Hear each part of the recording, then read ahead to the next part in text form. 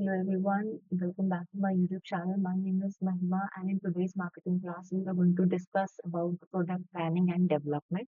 Definitions definitely हमें पढ़नी बहुत जरूरी है. कभी भी एग्जाम में आता है 5 नंबर का क्वेश्चन, 10 नंबर का question. It is very important that you write the actual definition as it is given by the experts. Okay, उसके बाद हम पढ़ेंगे आज की क्लास में क्लासिफिकेशन ऑफ प्रोडक्ट्स के बारे में, जो कि काफी वाइड टॉपिक है, जो कि आपको अच्छे से समझना होगा.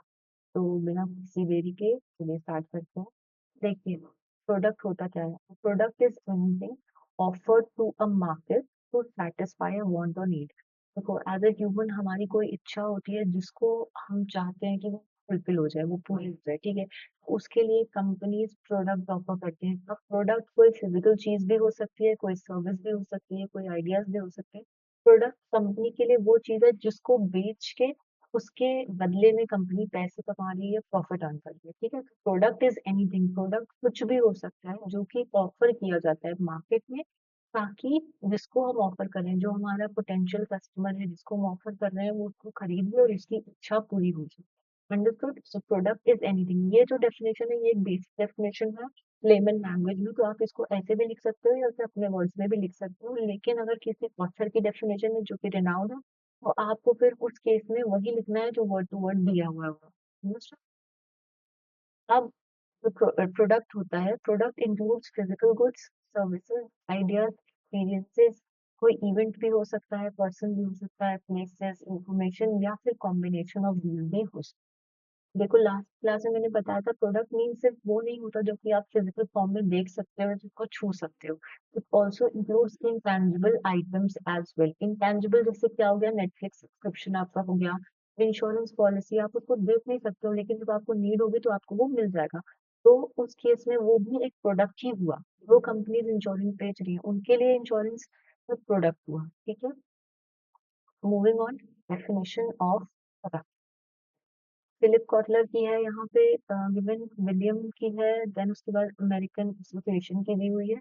देखो, जब भी एग्जाम में आएगा, डेफिनेशंस जिसने जैसी दी हुई है उसको आपको वैसे ही लिखना है. अगर आपको नहीं याद हो रही है कोई, तो फिलिप कॉटलर की आप याद कर लो, बहुत सिंपल डेफिनेशन है.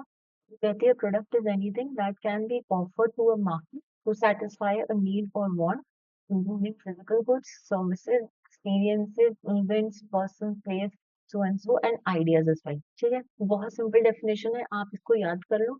एक बार में समझ के अगर आप याद करोगे ना, तो वो बहुत इजीली आपको याद हो जाएगी, इंस्टेड ऑफ कि आप उसे रट्टा मारो कर रहे हो, क्रैमिंग कर रहे हो. वो नहीं होगा, वैसे फिर नहीं याद होगा. तो समझो कि प्रोडक्ट होता क्या है और फिर उसको डिफाइन करो. ठीक है, आगे बढ़ते हैं. Classification of product.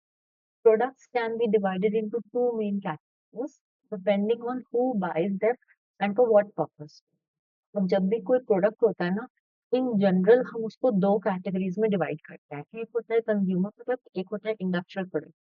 तो आज के इस वीडियो में हम पूरा इसके बारे में डिस्कस करने वाले हैं. देखो, कंज्यूमर प्रोडक्ट्स जो होते हैं, ये फर्दर 4 पार्ट्स में डिवाइडेड है. Convenience goods, shopping goods, speciality goods, and fourth is sort अनसॉर्ट goods. इसको मैं धीरे धीरे भी आपको नेक्स्ट स्लाइड्स में एक्सप्लेन करूंगी. अभी बस एक ओवरव्यू देख लो. देन सेकंड कैटेगरी जो होती है इंडस्ट्रियल प्रोडक्ट्स की, में आता है मटेरियल एंड पार्ट्स. सेकंड हो गया कैपिटल आइटम्स, एंड थर्ड हो गया आपका सप्लाईज एंड बिजनेस सर्विसेज. यहाँ पे स्पेलिंग गलत हो गई है, प्लीज इग्नोर इट. ये बिजनेस सर्विसेज. ठीक है, अब इसको एक एक करके समझ लेते हैं. कंज्यूमर प्रोडक्ट्स क्या होते हैं? Consumer products are the products that individuals purchase for their own personal use और कंजम्पशन. आप और मैं जैसे हो गए, अगर हमें अपने कंजम्पशन के लिए, अपनी खपत के लिए कोई प्रोडक्ट या सर्विस ले रहे हैं, तो वो एक तरह से कंज्यूमर गुड होगा, इंडस्ट्रियल गुड नहीं होगा. इंडस्ट्रियल गुड क्या है वो हम आगे समझेंगे.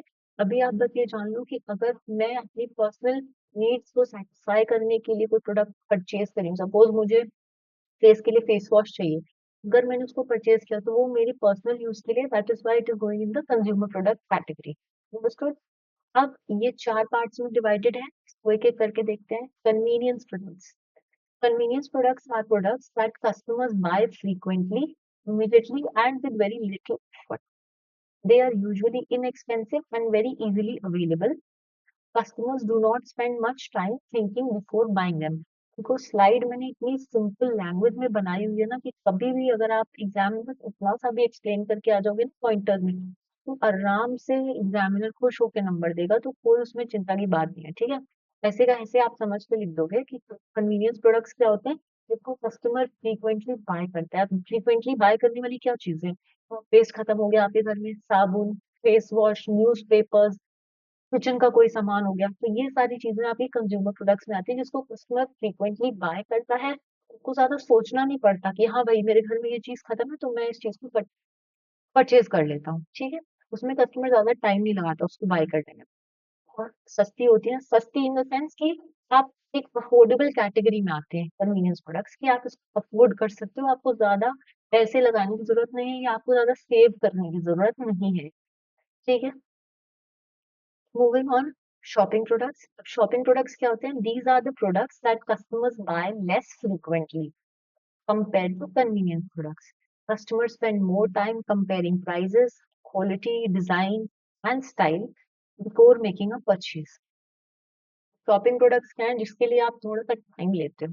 टाइम कैसे लेते हो, अब जैसे आपको कोई ओकेजन है, आपको नए कपड़े खरीदने हैं, तो कपड़े खरीदने के लिए आप, ये नहीं होगा कि शॉप में जाओगे और कोई भी कपड़ा उठा लोगे, you will take time to decide which cloth to buy, ठीक है। They are usually more expensive and durable.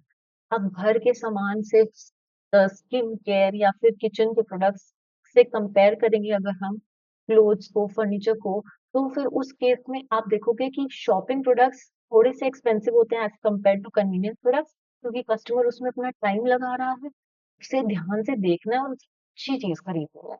किसी भी चीज के साथ सेटल नहीं हो सकता।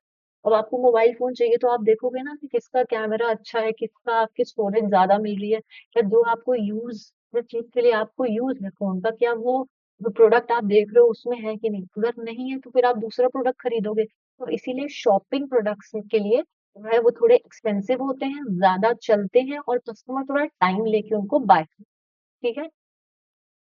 Moving on,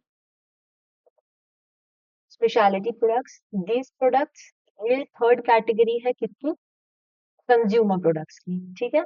speciality products are unique and have special feature or brand identity. Buyers make a special effort to buy them. अब देखो स्पेशल एफर्ट यहाँ पे भी था, सेकंड वाले में शॉपिंग प्रोडक्ट्स में भी एक स्पेशल एफर्ट था कस्टमर का। कस्टमर अपनी इच्छा के अनुसार चीज को सेलेक्ट कर रहा है, चाहे वो शूज हो आपका, चाहे वो फर्नीचर हो, मेरे घर के अकॉर्डिंग है कि नहीं, उसका इंटीरियर पूरा मैच कर रहा है कि नहीं, ये सब चीजें कस्टमर करता है। लेकिन ये जो होती है ये आप खरीद सकते हो, उसके लिए आपको ज्यादा टाइम या फिर पैसे बचाने की जरूरत नहीं है, ठीक है।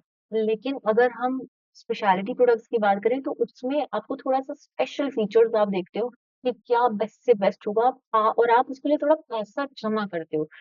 देखो यहाँ पे साफ साफ लिखा है कि बायर्स, जो कि कंज्यूमर होता है, make a special effort to buy them. किसी को कार लेनी है तो आप, ये नहीं होगा कि आप चार शोरूम गए और आपने एक सेलेक्ट कर ली। आप पहले हर एक चीज उस कार के बारे में देखोगे, उसके बाद आप डिसाइड करोगे कि आपको ये कार लेनी है या वो कार लेनी है, ठीक है। तो एक स्पेशल एफर्ट जाता है स्पेशलिटी प्रोडक्ट्स में, इसलिए उनके नाम से ही आप समझ जाओ, स्पेशलिटी मतलब थोड़ा सा स्पेशल एफर्ट कस्टमर को लगाना पड़ेगा, as they are not easily substitutable, as they are not easily substitutable, उसको आप सब्स्टिट्यूट नहीं कर सकते। अगर आपको भाई कोई डिजाइनर बैग, सपोज आपको कोच का बैग चाहिए तो आपको कोच का ही बैग चाहिए, आप किसी और चीज के साथ सेटल नहीं करोगे, ठीक है। देन उसके बाद आपका आता है sought and unsought goods. Sought goods क्या होते हैं, sought goods these are products that customer actively look for and want to buy. मतलब कस्टमर चाह रहा है कि हाँ मुझे ये प्रोडक्ट तो चाहिए, आपको उसको बताने की जरूरत नहीं है, कस्टमर को सोचना नहीं पड़ेगा इस केस में, क्योंकि कस्टमर ऑलरेडी वो चीज चाहते हैं। Excuse me, people already know about them and plan to purchase. जैसे कि क्या हो गया, स्मार्टफोन हो गए, ब्रांडेड क्लॉथ्स हो गए, चॉकलेट्स, लैपटॉप्स, किचन आइटम, जो कि कस्टमर ढूंढ रहा है कि हाँ भाई मेरे घर में इस चीज की जरूरत है या मुझे पर्सनली इस चीज की जरूरत है तो मैं इसको खरीदूंगा, तो these are called sought goods.